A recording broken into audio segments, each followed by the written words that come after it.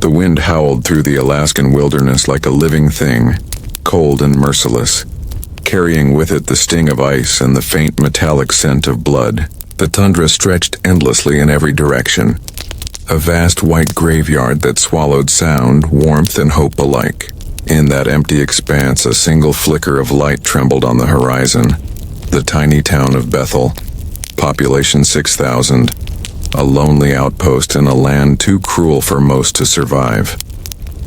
Beneath the wavering glow of the northern lights, the snow shimmered like crushed glass, reflecting a world that looked peaceful, but wasn't. Not tonight. The hunter's breath came out in short, visible bursts as he trudged through the snow, rifle slung across his back, the crunch of his boots echoing in the dead air. He'd been tracking moose for hours but found nothing. He was about to turn back when something caught his eye near the edge of the frozen lake. A strange shape beneath a thin veil of snow. Not rock, not driftwood, something else.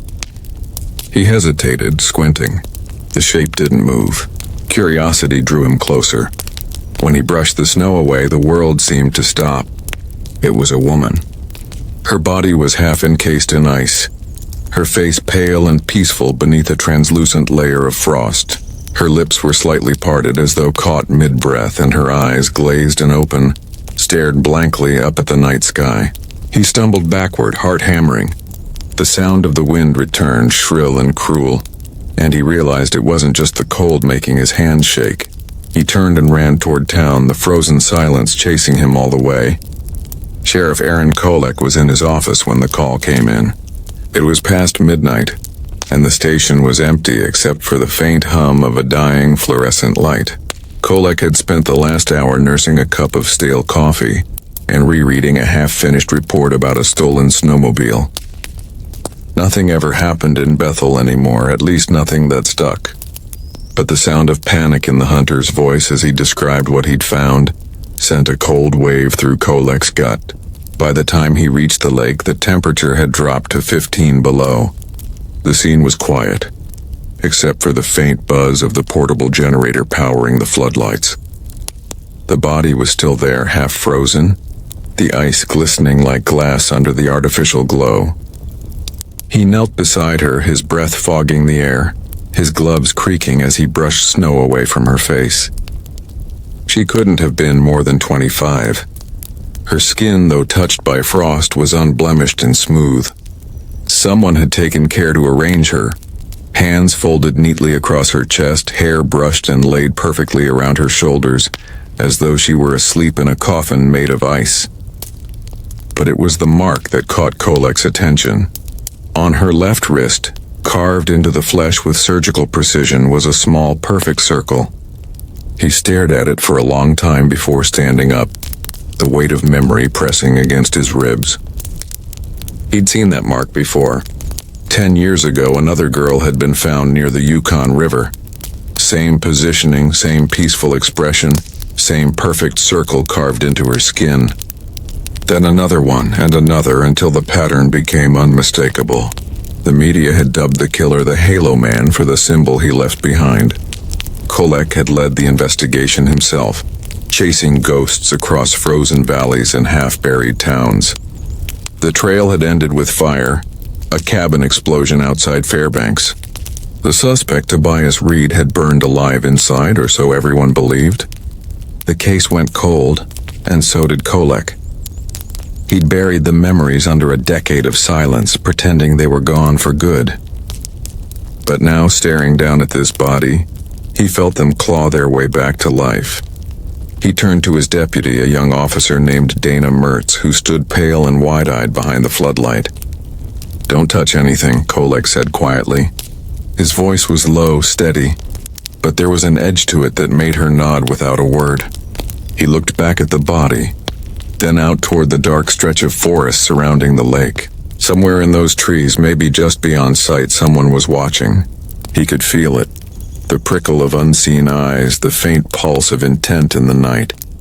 The forensic team arrived from Anchorage 3 hours later, rumbling across the snow in black SUVs, their breath clouding as they set up equipment. Kolek stayed by the body, watching as they carefully chipped her free from the ice. When they lifted her, a sound cracked through the still air, the sharp fracture of frozen water giving way. The woman's arm fell limp, the small circle gleaming faintly under the light. It wasn't just carved, it was almost perfect, symmetrical in a way no random act could be. Someone had taken time to make it beautiful. That thought made Kolek's stomach twist. He followed the team as they carried her to the transport van. As they passed under the aurora's shifting green glow, he caught his reflection in the window. Tired eyes, gray stubble, the faint shadow of a man who'd once believed he could save people. He watched the van drive off into the dark, its red taillights fading like distant embers.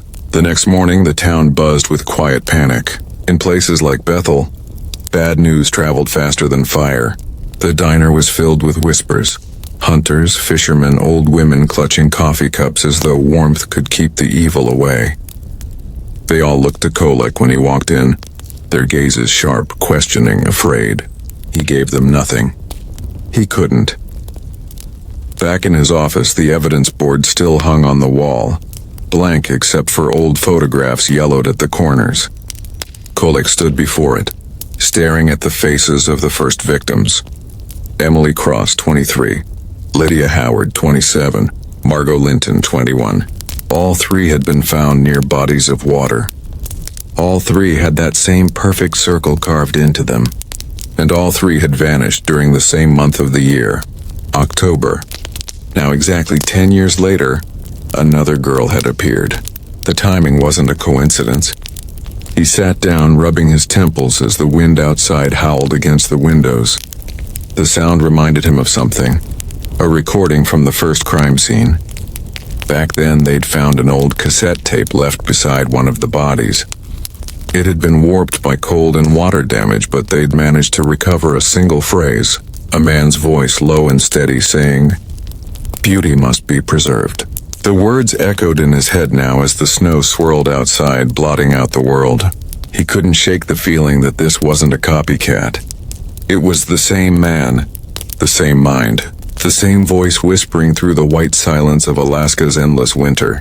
He picked up the phone and called Anchorage PD, his tone flat but urgent. "Send me everything you still have on the Halo killer case," he said. "Every photo, every autopsy, every file." "He's back." When he hung up, he leaned back in his chair, the room dim except for the weak glow of the desk lamp. He reached into his drawer and pulled out a small, worn photograph, a picture of the first victim from a decade ago. Her eyes, frozen open, looked just like the woman they found last night. For a long time, he just stared at it, his thumb tracing the circle that had been carved into her wrist. Outside, the night settled thick and black over the town. The temperature dropped again, the kind of cold that broke bones and split skin. Somewhere beyond the edge of the forest, beneath the rippling curtains of the northern lights, a single figure moved through the snow. Slow, methodical, carrying something heavy wrapped in a tarp. The shape dragged behind, leaving a long, uneven trail that vanished into the darkness. In Bethel, the sheriff poured himself another cup of cold coffee and stared out the frosted window, unaware that the killer was already watching him. Had been watching since the moment he stepped onto the ice. And far out in the distance, buried under the white silence of the last frontier, the second body waited patiently for the thaw. Kolek sat in his dimly lit office long after midnight. The world outside drowned in snow and silence. The storm had swallowed the town, burying the roads in white drifts that shimmered beneath the pale moonlight. The only sound inside the sheriff's station was the faint buzz of the heater and the soft ticking of the clock above the doorway. On the desk before him lay a scatter of old photographs, case files, and coroner reports, each one a ghost from 10 years ago. The Halo Killer. The name still made something in his stomach turn. It had been the most brutal and baffling case of his career, and it had almost broken him. The moment he thought it was over, the moment the fire in Fairbanks took the man responsible. Kolek had promised himself he'd never look at those photos again. Yet here he was, surrounded by the past, and for the first time in a decade, the dead felt close again. He picked up one of the photos, the glossy paper trembling slightly between his fingers. The first victim, Emily Cross. Found outside Nome, her body arranged the same way as last night's girl. Hands folded, eyes open, that same perfectly carved circle burned into her flesh. Except back then, the mark had been made with a blade, not fire. It was strange how clean it looked in the photo. Symmetrical, almost deliberate. Not rage, not chaos. Precision. That was what haunted him most. He turned to the next picture. Lydia Howard, discovered 6 months later. Then Margot Linton. Each one younger than 30. Each one near a body of water. The pattern had been so exact that even the weather seemed to repeat itself. As if the killer were orchestrating not just murder, but ritual.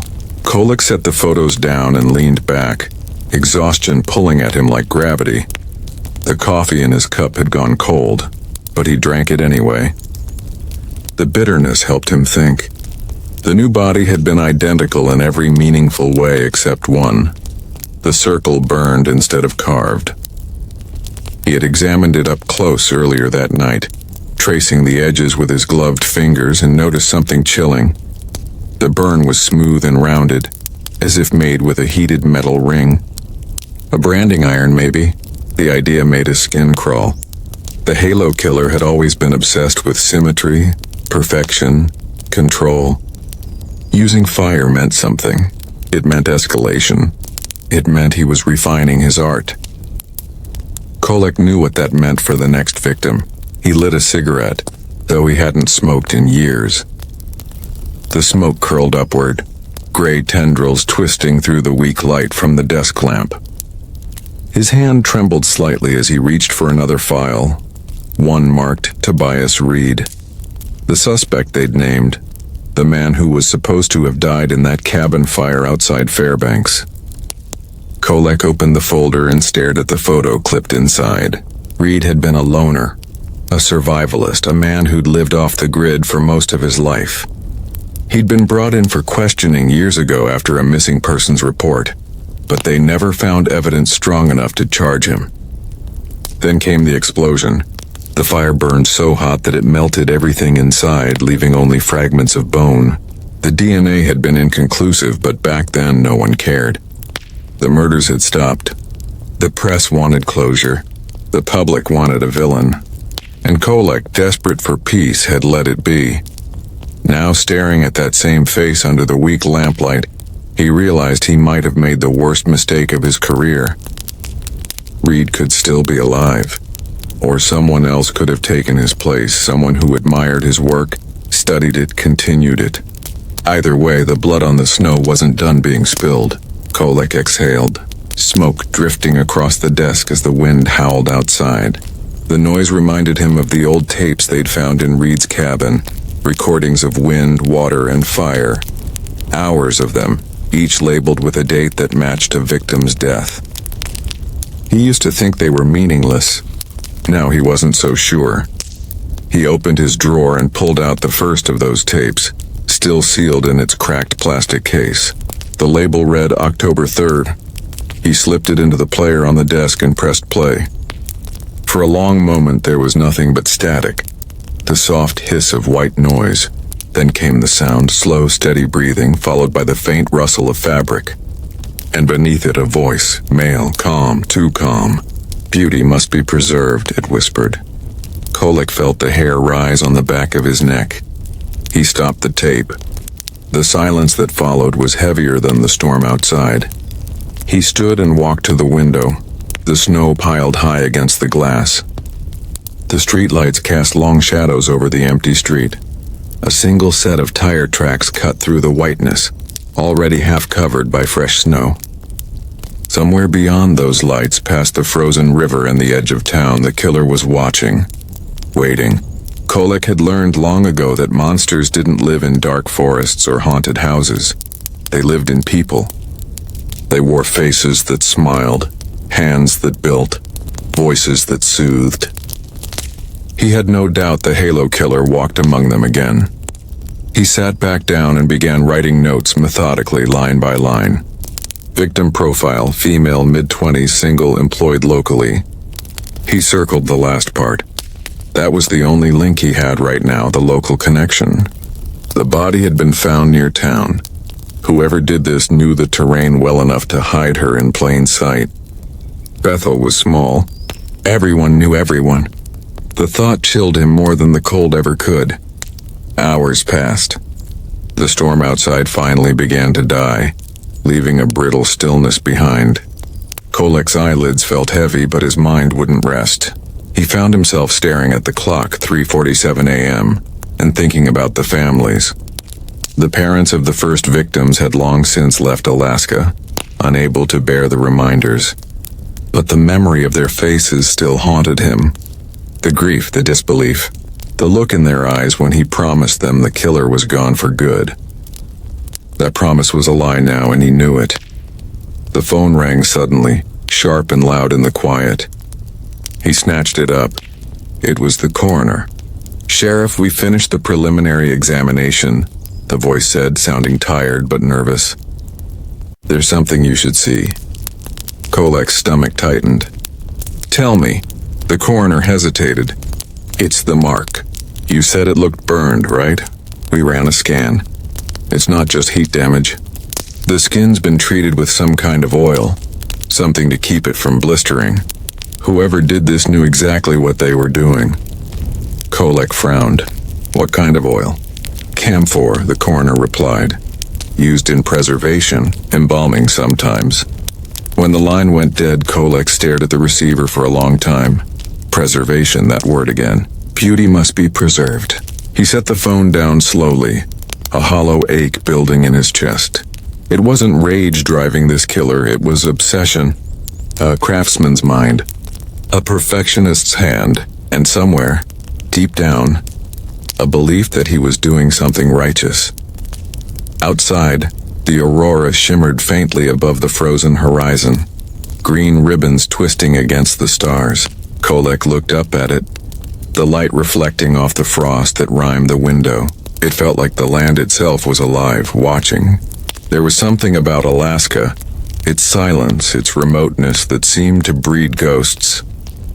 The frontier didn't just attract the desperate and the lost. It welcomed them. It gave them space to disappear. He thought about Tobias Reed again, about the fire, about how easy it would have been to fake a death out here where nobody looked too closely. Maybe Reed hadn't died. Maybe he'd gone deeper into the wilderness, perfecting his rituals, waiting for the right moment to begin again. Or maybe it wasn't him at all. Maybe someone else had picked up where he left off, guided by his recordings, his notes, his legacy. The cigarette had burned down to the filter. Kolek crushed it in the ashtray and stood, stretching the stiffness from his shoulders. He needed air. He stepped outside into the biting cold. The snow crunched beneath his boots, and his breath came out in clouds that vanished instantly into the dark. The world was silent except for the faint creak of the flagpole and the distant crack of ice on the river. The kind of silence that hides things. He looked out over the empty street, the frost glinting under the streetlights. And for a moment he thought he saw movement at the far end. Just a shadow, slipping between buildings. When he blinked, it was gone. Only the wind moved now, whispering softly against the snow like a voice just out of reach. He turned back toward the station, feeling that uneasy weight again in his chest. That same dread he'd felt years ago when the killings first began. The past wasn't done with him. The dead weren't done either. Somewhere in the endless night of the Alaskan wilderness, the Halo Killer was breathing again, and Kolek knew that before the snow melted, more bodies would follow. The call came at dawn, breaking the fragile quiet that had settled over the sheriff's office. Kolek had been dozing in his chair, head tilted back, a half-burned cigarette smoldering between his fingers. The phone's shrill ring yanked him awake. On the other end, a fisherman's voice trembled through the static. "Sheriff," he said, "you'd better come down to the Kuskokwim River. I pulled something out of my nets." The tone told Kolek everything before the words did. Another body. The drive to the river was long and brutal. The cold gnawed through the metal of the truck, the tires crunching over sheets of ice as the gray light of morning began to bleed across the horizon. The air outside was sharp enough to burn the lungs. By the time he arrived, a small crowd had already gathered. Fishermen, townsfolk, a few faces he recognized, all pale and silent. The river looked like a wound against the snow, dark water cutting through a landscape of white. Entangled in one of the fishing nets near the shore was the body of a woman, her hair matted with ice, her skin pale as marble. Kolek stepped out of the truck, his boots sinking into the frozen slush. He waved the onlookers back, his voice low but firm. The coroner was already there, crouched beside the body, face hidden behind a frost-covered mask. "Same signature," the coroner said quietly as Kolek approached. He pointed to the side of her neck where the skin was seared with a perfect circle, smooth, symmetrical, unmistakable. Kolek felt a familiar sickness rise in his chest. The mark was burned this time too, but the placement was different. Not the wrist, not the chest, the neck. As if the killer were experimenting, searching for the most beautiful spot to leave his mark. "Name?" Kolek asked. The coroner handed him a plastic ID bag. Inside was a soaked driver's license. "Sophie Lang," Kolek read. 24. Address listed right there in Bethel. "She worked at the diner," the coroner added, his breath fogging the air. "Same place as the last one." Kolek froze, the wind biting against his face. The connection was no longer coincidence. The victims knew each other. The killer wasn't hunting at random. He was choosing from the same circle of people. The body was lifted from the icy nets and covered in a thick plastic sheet, but Kolek couldn't shake the image of her face. It was serene, almost peaceful like the others. There was no sign of struggle, no bruises, no broken bones. Whoever did this had subdued her quickly. There was no violence, only precision. He imagined the scene as it must have happened.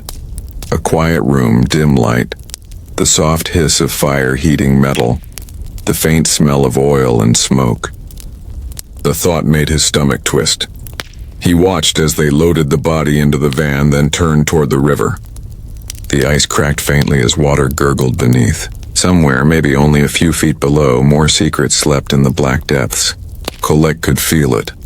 By the time he returned to town, the sun had begun to rise, weak and pale, casting long shadows across the snow-covered streets. He parked outside the diner, the neon sign flickering in the window like a dying heartbeat. Inside, it smelled of coffee and grease and something faintly metallic. The same two old men sat in the corner booth as they always did, but their conversation stopped the moment Kolek walked in. He ignored them, moving to the counter.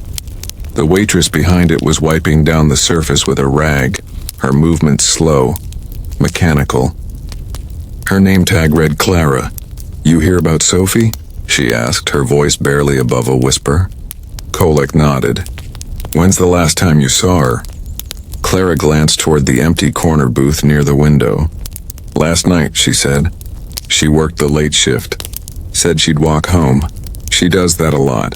It's not far." Kolek followed her gaze to the booth. Something about it made the air in the room feel heavier. "You said she worked here with the other girl too?" he asked. "Yeah, Lucy, the one from the lake. They were friends. Used to sit right there after closing, talking for hours. Said some man used to come in late every night, order black coffee and just sit and watch them. Never said much. Always paid in cash." "What did he look like?" Clara hesitated, eyes flicking toward the booth again as though the man might still be sitting there. "Older, maybe 50. Wore a gray parka. Had one of those faces you forget the second you see it. I only remember his eyes." She paused, swallowing hard. "They were wrong, like he was somewhere else entirely when he looked at you." Kolek felt a chill crawl down his spine. "You said he hasn't been in lately?" She shook her head. "Not since the night Lucy disappeared. But last week I found something." She reached beneath the counter and pulled out a folded piece of yellow paper, edges damp and stained with coffee. "Someone left this on his booth." Kolek unfolded the note carefully. The handwriting was jagged, uneven, written in black ink that had bled into the paper. 3 words stared back at him. "You buried me." The room seemed to tilt slightly as he read it again. He felt the pulse in his neck throb against his collar. "Did anyone touch this?" he asked. "No, I didn't even tell anyone. Just kept it there. I didn't know what it meant." Kolek folded the note, slipping it into an evidence bag. "You did the right thing," he said quietly. But inside his mind was racing. "You buried me." The words weren't random. They were directed at him. Back at the station, he laid the note beside the photographs of the victims. The connection was undeniable now. The killer wasn't just repeating patterns, he was speaking directly to Kolek. The message was personal, taunting, intimate. Maybe it had always been that way. Maybe it was never about the victims at all. Maybe it was about the man who'd failed to stop him 10 years ago. He turned to the whiteboard on the wall and drew a line connecting the victims' names. Lucy, Sophie, the diner. He wrote unknown male beside them and circled it. A predator who had lived among them, invisible in plain sight. The kind of man who could vanish into the crowd, who could change his face, his name, his habits, and nobody would notice. That was the real danger of Alaska. The land didn't just hide the dead, it erased them. He opened the file on Tobias Reed again, scanning through the old crime scene photos. There had been one small detail from the Fairbanks fire that never sat right with him. They'd found 2 sets of footprints outside the cabin, but only 1 set of remains inside. He'd assumed the second person had been a visitor, maybe a hiker, maybe a rescuer.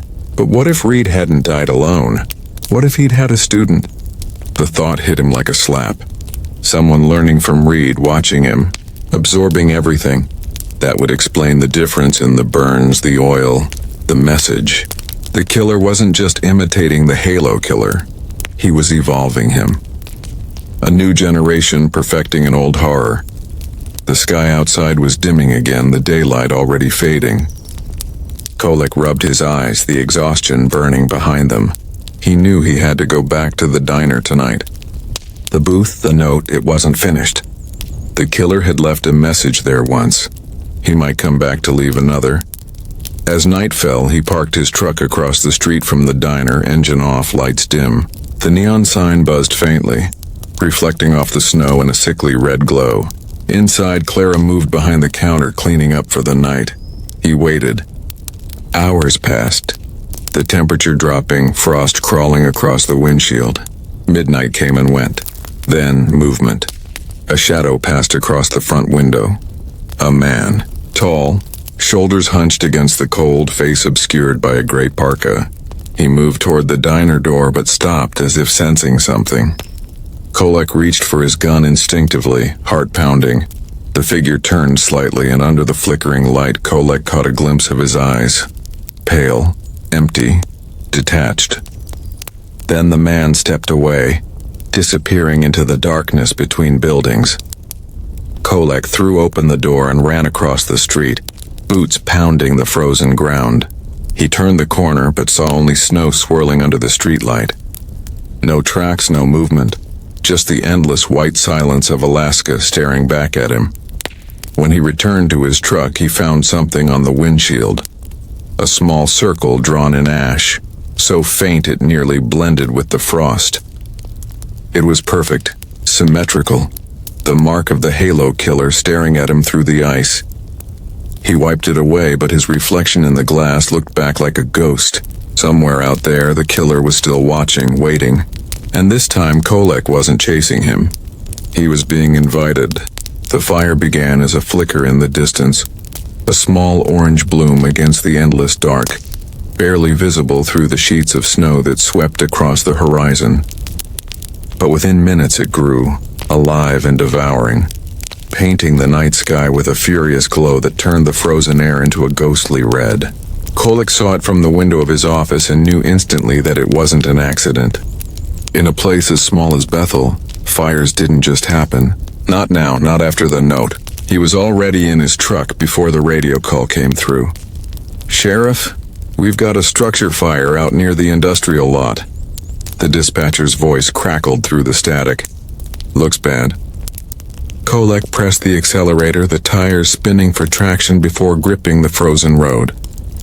The engine roared against the cold, headlights cutting through the swirling snow. The wind screamed against the cab, but his mind was silent, cold, and focused. This wasn't random. This was part of the pattern. When he reached the site, the world was burning. Flames clawed at the night sky, twisting and snapping like living things, the heat so fierce it melted the snow in a wide circle around the structure. Firefighters were already there, battling the inferno, their silhouettes ghostly through the smoke. The air smelled of gasoline and charred wood, that unmistakable chemical stench of deliberate destruction. Kolek moved closer, shielding his face from the heat, watching as the building, an abandoned storage warehouse, collapsed in on itself with a thunderous groan. "Anyone inside?" he shouted. One of the firefighters turned to him, face streaked with soot. "We think one body," he yelled back. Too early to tell who. Kolek's heart sank. He didn't have to ask. He already knew. The killer was closing the circle. He always left something behind. By dawn, the fire was nothing but a smoking ruin. Steam hissed where water met glowing embers, and the air shimmered with heat. The smell was worse now, burnt hair, flesh, and oil. Kolek stood on the edge of the wreckage, staring into the black pit where the warehouse had stood. He felt the heat against his boots seeping through the soles. The coroner's team worked quietly nearby, the sound of their tools sharp and metallic against the ash. When they pulled the remains from the debris, even the most seasoned among them turned away. The body was barely human, charred, twisted, unrecognizable, but in the ruin of one hand, something glinted faintly in the morning light. A metal ring. A perfect circle. Kolek crouched beside it, heart hammering. The object wasn't jewelry. It was solid iron, the handle of a branding iron shaped like the Halo Killer's mark. The edges were blackened but intact. He stared at it for a long moment, feeling the weight of its message. The killer was sending him something again. He wanted him to see this, to find it. The coroner confirmed later that day that the remains were male, adult. The DNA matched Tobias Reed, the Halo Killer, the man Kolek had believed dead for 10 years. But the body hadn't been in the fire long, no more than 48 hours, which meant someone had kept him alive. Someone had killed him just before the blaze. Kolek stared at the autopsy report in disbelief, the pages trembling slightly in his hands.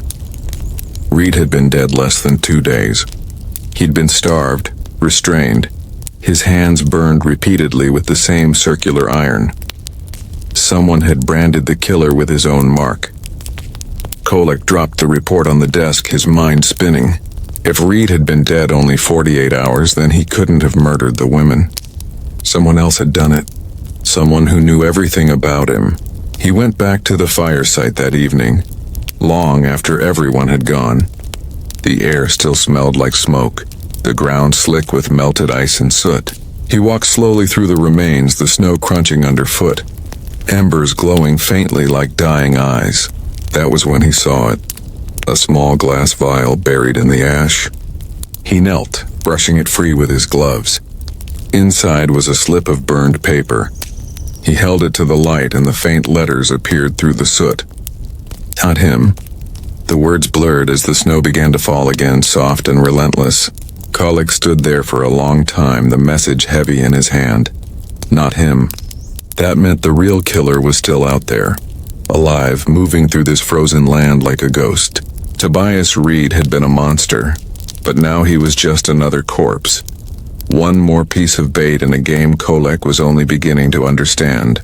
The wind shifted, and for a moment he thought he heard footsteps behind him. He turned, but there was nothing.